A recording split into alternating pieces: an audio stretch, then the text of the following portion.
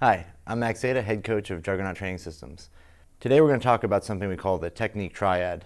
This is a tool that we use to determine good technique from bad technique and to diagnose technical errors or technical efficiency. We want to show you our method for assessing technique and break things down a little bit more for you guys. So the term technical mastery is a term we use a lot to talk about how good someone is at technique or whether or not they have mastery of the technique. And that term is kind of vague, so we want to give you a chance to understand what we're talking about there. Technical mastery would be defined as the ability to replicate successful lifts at the highest level of technical efficiency. Technical efficiency is something that we need to define a little bit further so you understand what efficient lifts are versus inefficient lifts. There are three main components to all of weightlifting, or all successful lifts in weightlifting. These components are bar trajectory. Is the bar moving in the right place at the right time for you to receive it without violating the technical rules of weightlifting? So that would be without press outs or without elbow touches on the clean or without missing. In this example of excellent barbell trajectory, we have Norik Vardanyan snatching 171 kilograms. You'll notice that the barbell travels in a very vertical fashion and lands directly over his head with no technical errors, no press out, barely any forward or backward movement of the barbell. This is excellent, consistent technique. A great example of good barbell trajectory. The second component is relative height of the barbell. How high does the barbell go relative to your body at the apex of the pull? This is going to be determined as a percentage of a person's height, or an absolute value measured from the floor to the apex of the pull.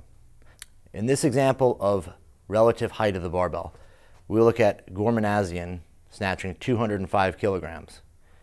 Although his technique is not very pleasing or traditionally pretty, he's very efficient because the absolute height to which he pulls the bar, the relative height to which he pulls the bar, is very, very close to the lowest point of his fixation. It may be counterintuitive to say this or to see this because he doesn't appear to have a traditional technique. He catches the bar what looks like very, very high, but is in fact very, very close to the relative height to where he pulls the bar. Great example of the relative height of the barbell in the pull. The third factor is the time to fixation. How long does it take for the athlete to go from acting on the bar to receiving the bar in the lowest possible point they can receive the weight? The lowest point for the snatch would be the overhead squat, the lowest point for the clean, the front squat, lowest point in the jerk would be the split or the squat position if you do a squat jerk. In this video, a great example of the time to fixation. Colin Burns, snatching a new American record, 173 kilos, is extremely fast under the bar. The time between him acting on the barbell vertically in the pull and the time it takes him to receive the bar in the lowest point of fixation is very, very small. He does an excellent job here of moving under the bar very fast. This is maximization of technical efficiency. The height to which he pulls the bar versus the lowest point he actually has to fix the bar is very, very small. An excellent example of a lifter with great time to fixation. Next, we have to define what technical efficiency is. What we're going to do here is give a number, a quantifiable value to technical efficiency. We're going to look at two of our factors, and from those factors we can draw a mathematical equation that allows us to define efficient technique.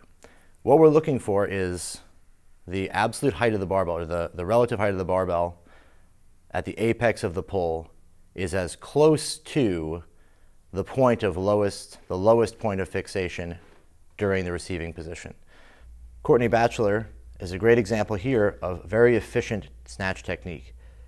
In this example of Courtney snatching a new American record 87 kilograms at 53 kilograms body weight, we can see that the relative height to which Courtney pulls the bar is very, very close to the lowest point of fixation. The amount of time it takes her to get under the bar is very, very small, and this is a key component of her technical mastery. This is why, this efficiency is why Courtney is able to break American records. This is a great example of a very efficient snatch, a very efficient technique. What we'll do here to form a formula, or to create a formula, we take our values. H equals the height of the pole, the apex of the pole, divided by F, the lowest point of fixation, plus T. T would be the trajectory of the bar, as long as the barbell is pulled in a way that it does not violate the technical rules of weightlifting, i.e. a press out or elbow touch, etc., then we have a correct trajectory. So that's going to be a value of either 0 or 1 for correct trajectory. We're not concerned with missed lifts. Once we've run the numbers through our calculation, we get a value. The closer this value is to 0, the better. We want to have, ideally, a 100% efficient human being would pull the bar only to the absolute closest point to the lowest point of fixation. It's not possible to pull it to only that point, as there's some time that needs to transpire for a person to get under the bar, but as close as we can get to that is going to be the most efficient. The closer those numbers are, the closer this formula is to 0, the better, the more masterful your technique is. Something to consider for all lifters, this value will be consistent along every lifter, but different for every lifter.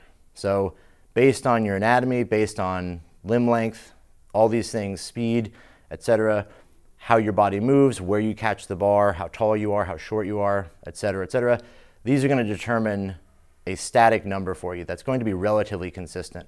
Once you achieve the most efficiency you can as a lifter, your results are not going to improve much unless you're able to lift more weight to that same height.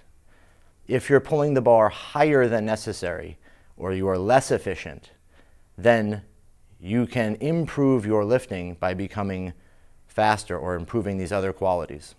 In this example, Anthony Pomponio snatching 154 kilograms. Anthony is less efficient because the relative height to which Anthony pulls the bar is much higher than the lowest point of fixation. There's a fairly large distance between the apex of the pull and the lowest point of fixation. There's a large amortization phase where he receives the bar and then catches all the way to the bottom. This is an example of less efficiency in lifting, or a less efficient technique. If Anthony was able to catch the bar lower, he would be able to lift more weight because he wouldn't have to pull it as high.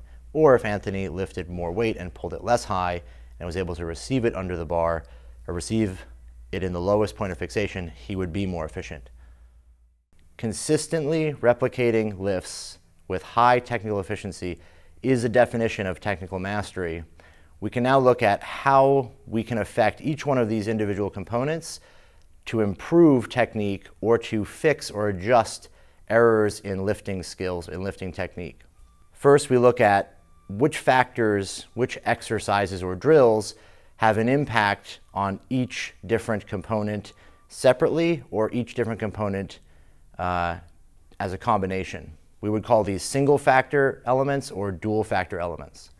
All exercises, all movements done are going to be some combination.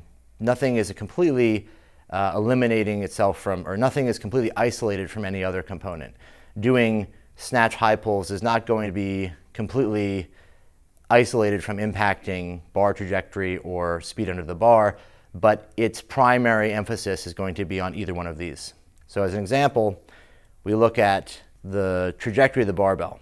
These exercises are most adept at improving the trajectory. They're going to include classic lifts with moderate intensities in which you can control the trajectory of the bar and control your technique. Pulls with moderate intensity, in which case you're able to control the trajectory of the barbell adequately so as to develop the skill and the control to have good trajectory in the bar. Lifts with no hook grip or no foot movement will also eliminate the ability to have less than optimal technique, or less than optimal trajectory. And then push jerks, jerks from behind the head. These are examples of exercises that force the bar into a different trajectory, that are much more limiting in their, or much more smaller margin for error. So your trajectory must be better to execute these lifts. Second factor, relative height of the bar. Exercises and training that develops the relative height of the bar are going to revolve around more general exercises, and they're going to influence more of the strength side of the equation. So pulls with moderate and high intensities will increase the strength of the athlete, and will have an impact, a significant impact on the height to which the lifter is able to pull the barbell, but not as much of an impact on trajectory or speed under the bar. Power variations, power snatch, power clean. These have a significant impact on height of the barbell, the ability to pull the bar higher, and a smaller impact on things like time to fixation. Squatting, increasing squatting strength will have a significant impact on your ability to pull the bar higher, while having lesser of an impact on the other factors here. Push pressing, etc. It's going to have an impact on the ability to increase the height to which the bar is driven, and impact that most significantly versus trajectory or time to fixation. The third factor, the third component we look at, time to fixation. How fast is the lifter going from the apex of their movement to the lowest point of fixation? Drills and exercises going to affect this most significantly are going to be classic lifts, the snatch and clean and jerk, with moderate intensities and high intensities that force you to be fast under the bar. Exercises that put the bar as close to your hips as possible. Snatches from the blocks, from the hang, cleans from the blocks and from the hang. Eliminate the amount of time you have to develop height on the bar, and you're going to be forced to move faster under the barbell because of this. This will have a higher impact on your time to fixation. Exercises and drills such as drop snatches or drop jerks / footwork drills are going to have a bigger impact on your speed under the bar rather than increases in barbell height or improvements in trajectory. So those are some basic examples, a few examples for each component as to drills that may affect that component primarily. Obviously, some exercises are going to have a carryover, those dual factor exercises such as classic snatch and clean and jerk, as they affect all three of those components because they're the entirety of the technique. But we can look at how they primarily affect, how these other factors are primarily affecting one of these components of technique. Achieving technical mastery is a process that takes time. What we're looking at is a way to quantify how that process takes place, or quantify whether or not that process is actually happening the way we want it. This technique triad gives us a tool to evaluate and assess whether or not our technique is improving. It also gives us a tool to look at and diagnose what components of technique we need to be working on in our training programs. Hopefully you found this interesting. If so, please subscribe. I'm Aita with Juggernaut Training Systems.